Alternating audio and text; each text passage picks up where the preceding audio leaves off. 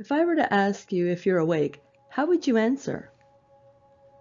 In my experience, nobody ever says no. And that's because those who aren't awake don't understand the question. They don't see the lies, they don't see the propaganda, they don't realize how manipulated they are. The initial experience of waking up can be quite unpleasant, which is why some people actually refuse to go there, choosing willful blindness. Waking up is a lot like tumbling down a dark hole to suddenly find yourself in a strange world where nothing makes sense anymore. You then realize you can't go back the way you came. You have to make your way through the confusion and madness and find a new way out, just like Alice did. I'd have to say my first Alice moment was in 2001, although I didn't fully wake up until several years later. A lot of changes happened in my life in the year 2000. I sold a small business that I had owned and operated for several years. I finally finished my bachelor's degree, and I also got married. I'd always lived on the west coast of Canada, near Vancouver, but that year I moved to the other side of the country. In the year 2000, we also bought our first house. The following year, I became a licensed realtor for the first time. And I started to feel a sense of accomplishment, like I'd learned a few things. But then September came, and suddenly I realized there was a lot I didn't know. I knew absolutely nothing about any political issues involving the Middle East, but yet I could feel that there was something more going on, that there was more to the story than we were being told. I had this feeling of knowing without knowing any facts. Yet. 2001 is the year that marked the beginning of endless wars in the Middle East. 2 years later, the US launched a war in Iraq that was based on a lie. Just before that, we witnessed shocking corporate fraud, with the top executives of a giant energy corporation lying to their shareholders. In 2008, we watched the artificially inflated US housing market begin to implode. For me personally, I had been working very hard for the past 5 years and finally managed to save some money. I'd put $30,000 into a low-risk retirement fund. Well, on the day of the crash, 1/3 of that money just disappeared. Our Canadian banks were not doing what the US banks were, that is, issuing reckless subprime mortgages to inexperienced homebuyers, loans that were only affordable for the first 2 or 3 years but would balloon and become literally impossible to repay. No, that wasn't happening in Canada, but it didn't matter. The US housing crisis caused a worldwide ripple effect, now known as the Great Recession of 2008. A tsunami of foreclosures in the US caused the Canadian real estate market to temporarily freeze. I had managed to build a busy full-time real estate career, but for 6 months following the crash, I had basically no income. Being self-employed, my expenses kept coming though. I had never experienced anything like this before. But yet I knew that what I was going through was mild in comparison to what many others were experiencing. Many who lost their homes also lost their hard-earned down payments that took years, even decades, to save. They were back to square one. Lives were devastated. I now know that a financial crisis like this doesn't just happen. An article published in May of 2024 suggests that many who lost their homes in 2008 never fully recovered. We can trust that this is true because this article is from a blog called Liberty Street Economics, which is published by economists from the US Federal Reserve. So my question is, where were their expert economists in the years leading up to the crash of 2008? The Federal Reserve is the central bank of the United States, the only bank authorized to print money. Many American people think that the Federal Reserve is controlled by the U.S. federal government, no doubt because of its deceptive name. It is not. The Federal Reserve is in fact privately owned and controlled. Did what I just say shock you? If so, I hope you will care enough to learn more. I highly recommend reading The Creature from Jekyll Island, written by Edward Griffin. It will open your eyes. On my website, erasingeden.com, there is a video library. Under the category Our World Unmasked, you will find 2 videos with Edward Griffin. Fairly recently, Daniela Cambone interviewed him and discussed his book. You will also find an important video from 1982 in which Griffin interviews a man named Norman Dodd, who led a government investigation into the Carnegie Foundation. What he has to say is equally shocking.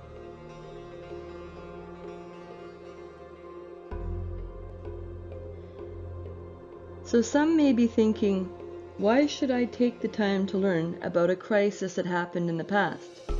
What's the point? Who cares what happened 15 or 20 years ago? Well, it is important, because learning the hard lessons of history is the only way we can get off the treadmill.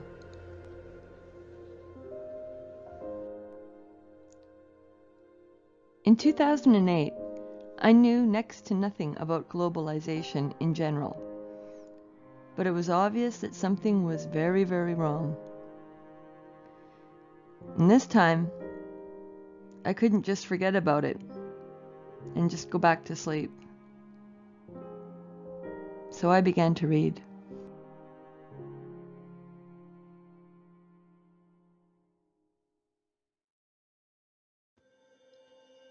I learned that there were international organizations such as the World Bank, the International Monetary Fund, and the World Trade Organization.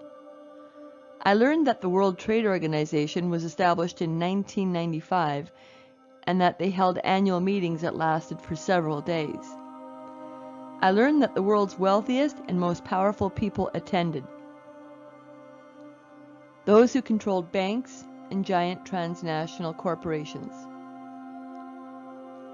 I learned that our elected political leaders also attended these meetings, only we weren't told. I learned that what was discussed at those meetings was not made public, and that reporters were not welcome.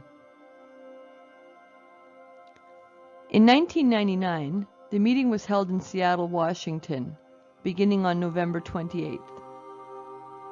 I only found out about it 10 years later, but some people knew about this meeting in advance, and they also understood the serious threat that such international organizations posed to all of our freedoms and rights. Some made the effort to travel to Seattle to greet the arriving corporate elite, those people who had begun to claim authority over sovereign national governments.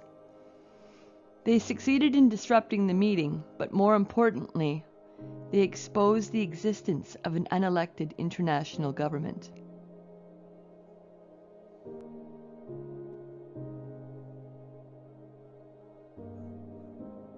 Along with reading books, I also began doing research online. I found a lot of reliable articles and also some great videos. One of the videos I came across was a slideshow with a series of shocking images about real issues. And one of those slides took my breath away. I remember hitting stop and rewind and then pausing the video, and then just staring at the screen. I had never heard of David Dees or seen his artwork. I had never heard of Monsanto. I found it quite creepy that the girl in the image sort of resembled me when I was small. But worse, she reminded me of someone else, someone I cared about very much. My daughter was only 2 years old at the time. Because of that image, I began educating myself about genetic engineering, and I saw this technology for what it was, a threat to all life on this planet. It was beyond serious. And what I learned over the course of the next 2 years changed me permanently.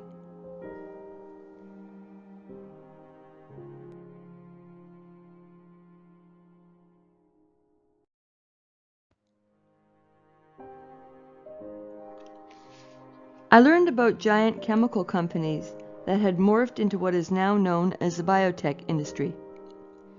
I learned that they were altering the DNA of the plants we eat, engineering them to survive exposure to chemicals that should kill them, and that traces of those chemicals were in our food.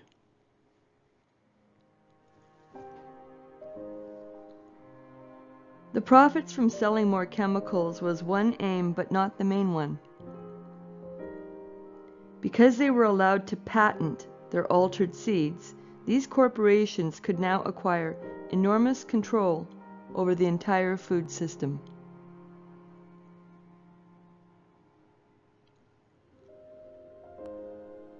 I learned that the biotech industry was launching attacks against any scientist whose research threatened their agenda.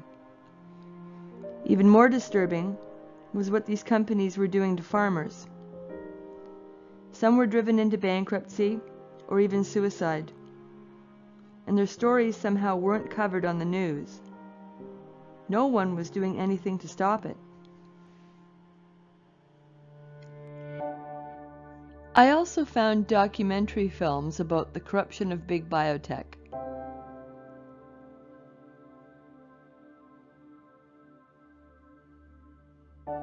I started finding documentaries made by independent filmmakers who were tackling all sorts of important issues that we hardly ever heard about on TV.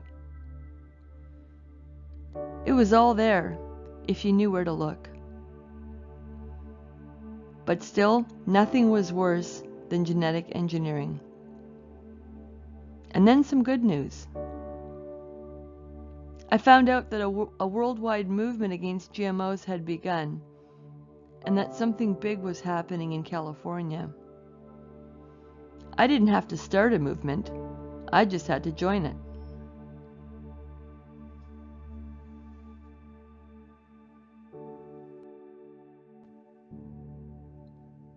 My reading started moving in another direction.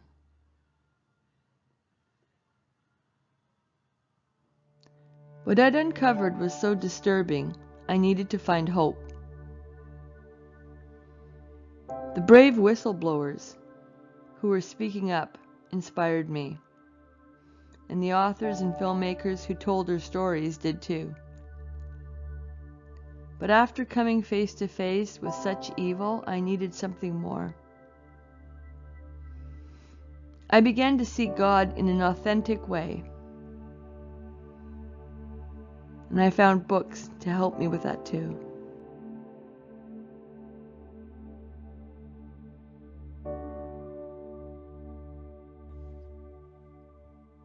The sudden awareness of evil can be painful. This is often how activists are born.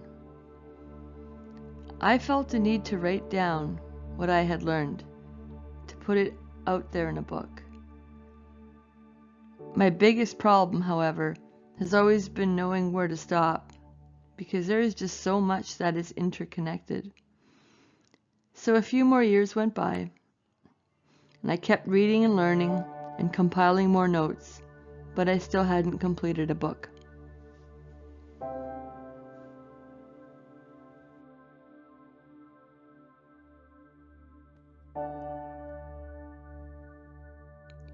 And then 2020 rolled around, and we all know what happened. In mid-March, Bill Gates began appearing regularly, sometimes daily, on CNN. He often liked to let us know that he saw this coming.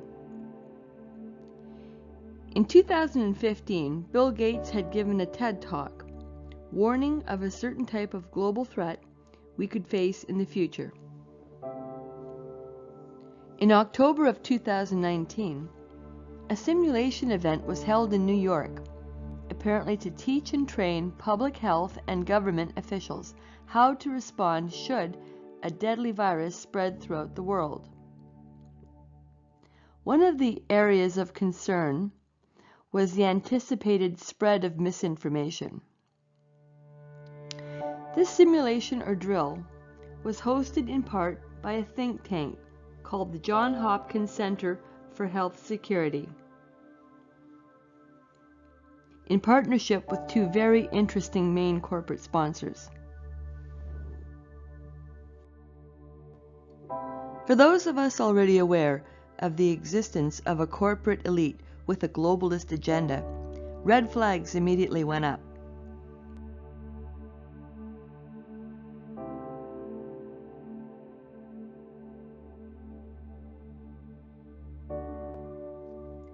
Many of us were already tapped into reliable independent news sources that were digging up all sorts of facts. But even on mainstream news, you could spot all sorts of inconsistencies if you were paying attention.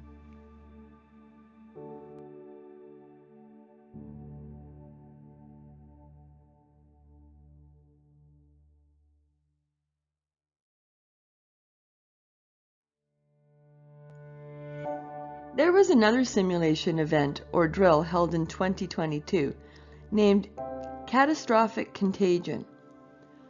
This time, the pivotal question was, if there should be another global health crisis in the near future, will it be more deadly than the one in 2020? And might it target children? Wait a minute, what? I'm sorry, why would this group raise this very specific concern? I seriously would like to know the answer. I have another question too. Throughout modern history, there had never before been a virus declared to be such a serious threat that global lockdowns and other extreme measures were required until 2020. What is remarkable is that genetic engineering only recently evolved with the development of new gene editing technology. Not long ago, even in the early years of the 21st century, it wasn't even fathomable to be able to create and mass produce a vaccine in a short period of time, say in a year. Up until quite recently, that just wasn't even possible. That is why I find it so ironic that the first virus deemed to be so contagious and so deadly on a global scale came along shortly after the new technologies were in place. It's almost like the virus was waiting for Big Pharma and their investors to be able to come to the rescue and save us. Incredible. But back to the folks who want to make sure that we are ready for the next one. The Catastrophic Contagion website is quite brief and to the point. The focus is on the possibility of another, more deadly virus and how governments around the world should respond. Just as with Event 201, a key concern is the expected spread of misinformation and disinformation, terms which are not, however, defined. Well, that's okay. We can figure it out for ourselves. We can understand these terms to mean any information that either questions or contradicts what is being officially reported. And when it comes to a pandemic, the official information begins at the World Health Organization.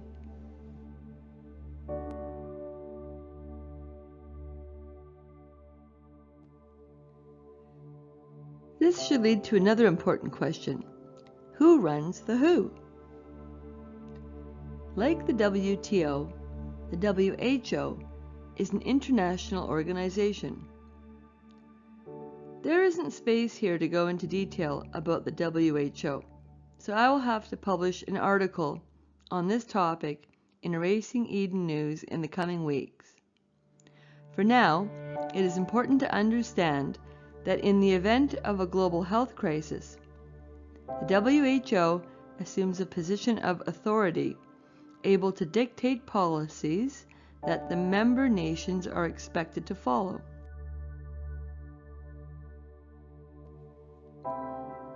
The catastrophic contagion exercise is set in 2025, hypothetically, of course. There are specific recommendations on the website. They are addressed to the governments of nations, instructing them to put laws in place in advance so that they will be able to effectively deal with those who try to speak up and challenge the official information. Friends, this is nothing to joke about. It is dangerous territory. There is a list of the participants of the catastrophic contagion exercise and a tab with a brief bio on each. Some have connections to either the Bill and Melinda Gates Foundation or the Rockefeller Foundation. A couple of them are predominantly affiliated with the organization hosting both of the pandemic drills, which is the Johns Hopkins Center for Health Security. Some have connections to Gavi or to the CDC, some to the WHO, and some are connected to the UN or the IMF, or an important but little known international organization called the CFR, which stands for Council on Foreign Relations. We can say that all participants are connected to one or more international organization made up of unelected members that exercise some form of global authority.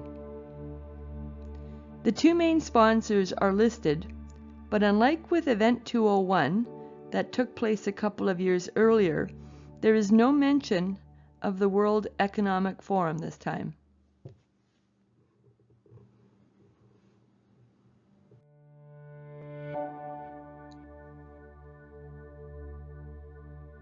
I already knew Bill Gates was a big proponent of genetically engineered crops. I knew he had been trying to promote patented genetically engineered seeds in African countries a decade earlier. People began pointing out that more recently, Gates had been buying up hundreds of thousands of acres of farmland all over the US. And apparently he's been buying up farmland in Canada too, through a company called Cascade Investments. The obvious question is why?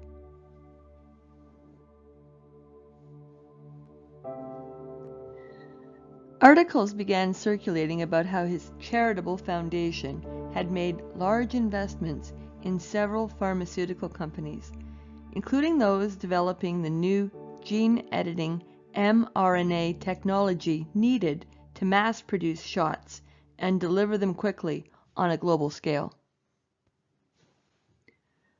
Older articles about an organization called Gavi also began to resurface in 2020.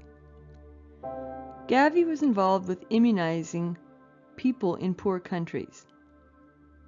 What was becoming clear is that a wealthy individual who was not a farmer and not a doctor had somehow acquired an enormous amount of control over food and medicine production globally.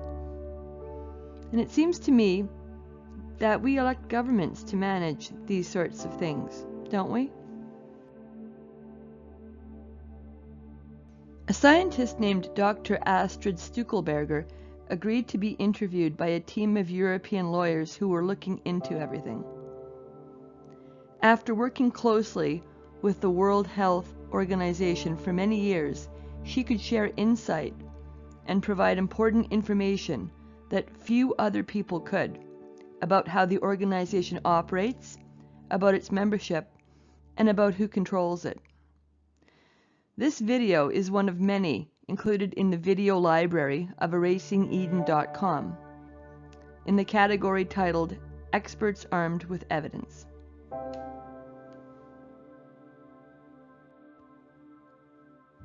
One more industry that Gates has becoming increasingly influential over is the corporate media.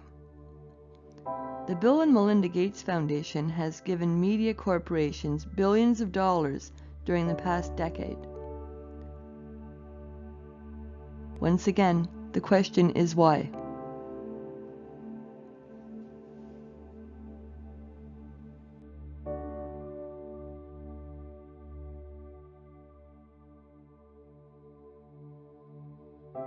Another individual has been in the spotlight more recently, the founder of the World Economic Forum.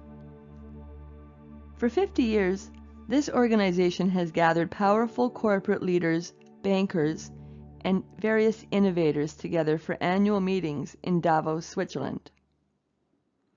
Once again, those who run corporations aren't the only ones attending. Almost from the beginning, the elected leaders of developed nations began going to Davos every January. But unlike some other international organizations, this one is not secretive about its ambitious goals.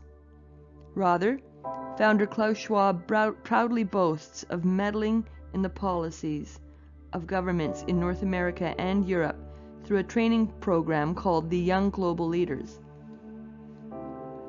Thanks to Amazing Polly and her research, we know that the World Economic Forum is training a younger generation, college graduates seeking all sorts of entry-level positions with government and the private sector. The World Economic Forum is able to instill values in those who are still young and impressionable. And we wonder, what might those values be?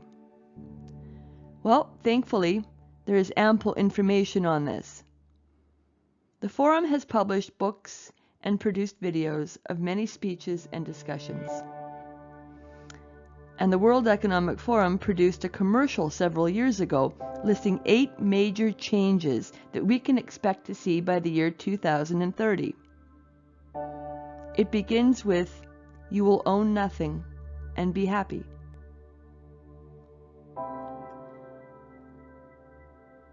The speeches made at the forum by a man named Yuval Noah Harari are particularly interesting.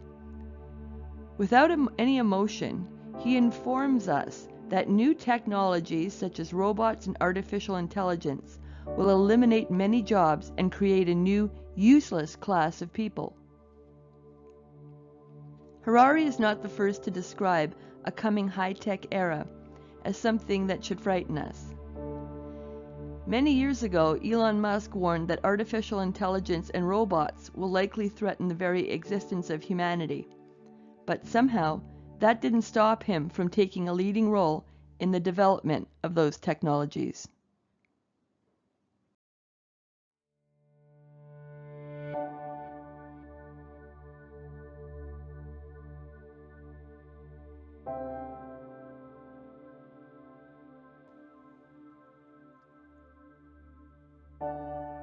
My reading only increased in 2020 and over the next couple of years. I found myself digging deeper into the past, looking for answers, trying to find out who and what has led us down this path. I know that ambitious people motivated by greed, envy, and pride are nothing new, and that in every era there have always been people who desire power above all else.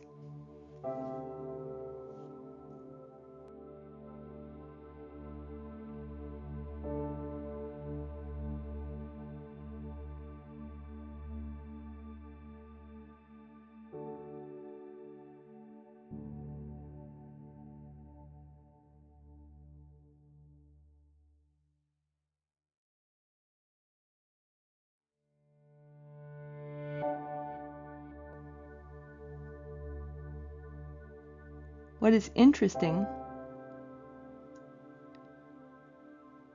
is that some of them have actually written books too.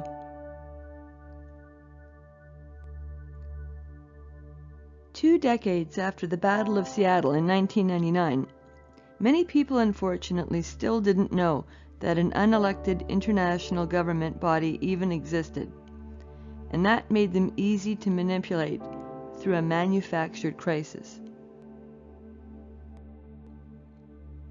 But every day, more and more people are realizing that the freedoms and rights we took for granted for so long are now being threatened, often under the guise of doing what is necessary to protect us. All over the world, people are waking up and standing up. In 2021, the Canadians, a nation of people known for being polite and passive, did something extraordinary, and the world took notice. Certain people were ordered to take the experimental mRNA shot if they wanted to keep their jobs. Churches were ordered to close their doors for many months, and pastors who didn't comply faced fines or even prison.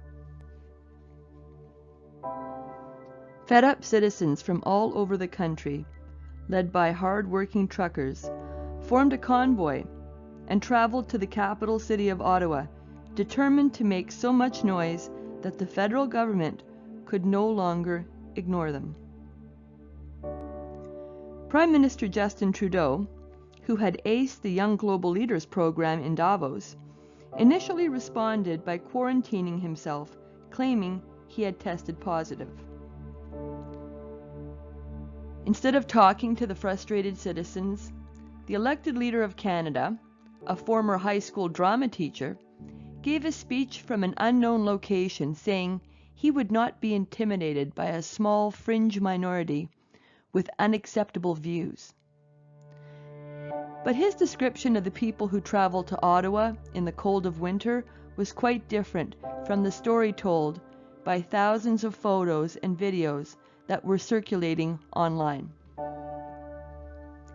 Imagine weeks of protests in Ottawa with tens of thousands of people showing up and not one incident of either violence or vandalism. I could not have been more proud of my country or my fellow citizens. Dr. Jordan Peterson is a Canadian who has gathered a large following on social media in recent years because he is outspoken on topics that matter to a lot of people. First and foremost, however, Jordan Peterson is a clinical psychologist, which is why I was so happy to hear his comments on the situation.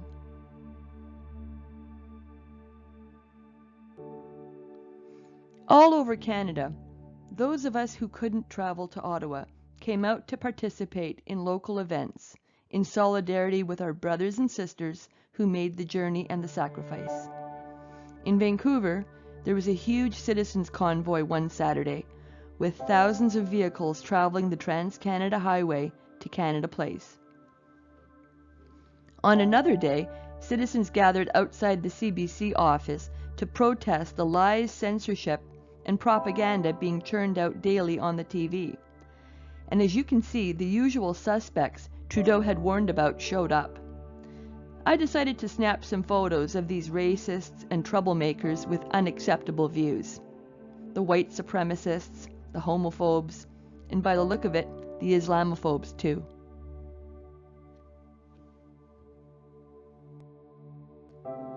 But just as in the past, during times of oppression, a light often begins to shine, and it can bring out the best in humanity.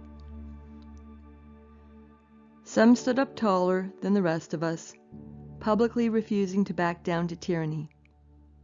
We watched as they willingly sacrificed their own freedom, and we thanked them for that.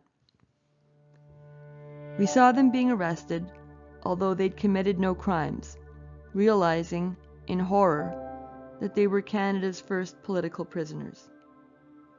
Something had crossed over and was broken in this land, a land that is supposed to be the true North, strong and free.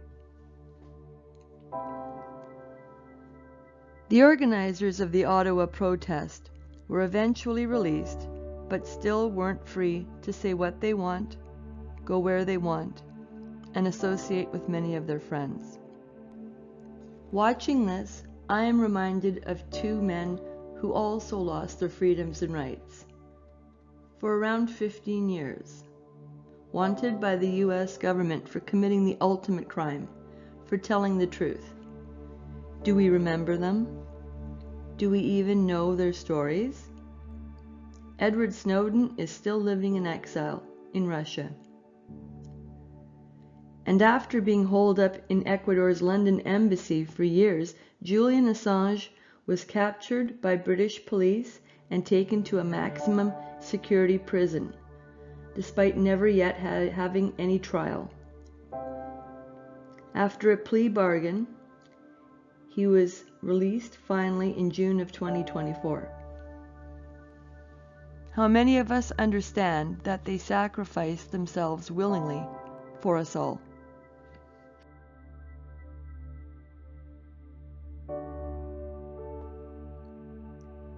And now it's up to the rest of us to hold the line, and there is reason to feel hope. Independent journalists and small grassroots media groups are springing up like wildflowers in the wilderness. For instance, the Rubin Report is an American online news show that covered what happened in Ottawa. CBN News is an American Christian news group that also helped share what really happened. Others who covered it accurately include Sky News out of Australia and Deutsche Welle based out of Germany.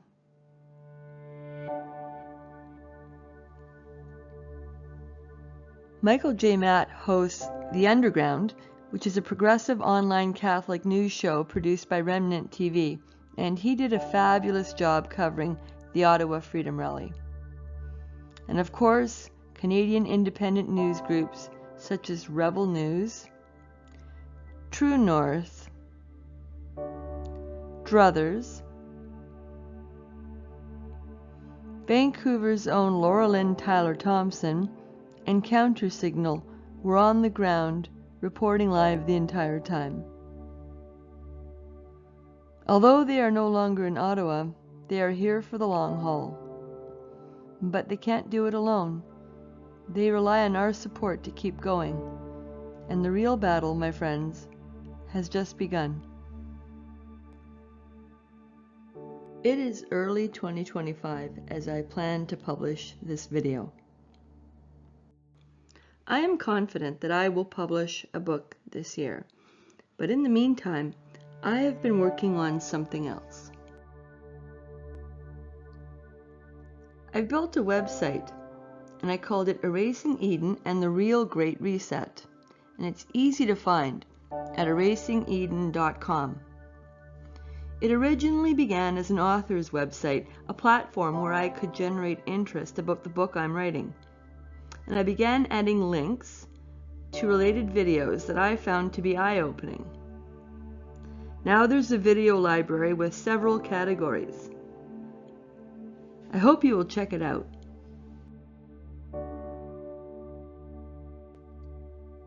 On the resources page, you will find links to other websites. I am building a second website to help you find books written by reliable authors. There is also a link to a website that lists dozens of reliable independent media sources that can provide you with news and other valuable content and that you can share with others. What they have in common is that they are all on a mission to shine a light on the truth.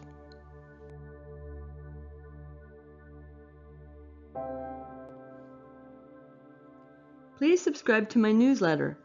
Email is direct, and it's the best way for me to stay in touch and share new content with you. And I will never share your contact information.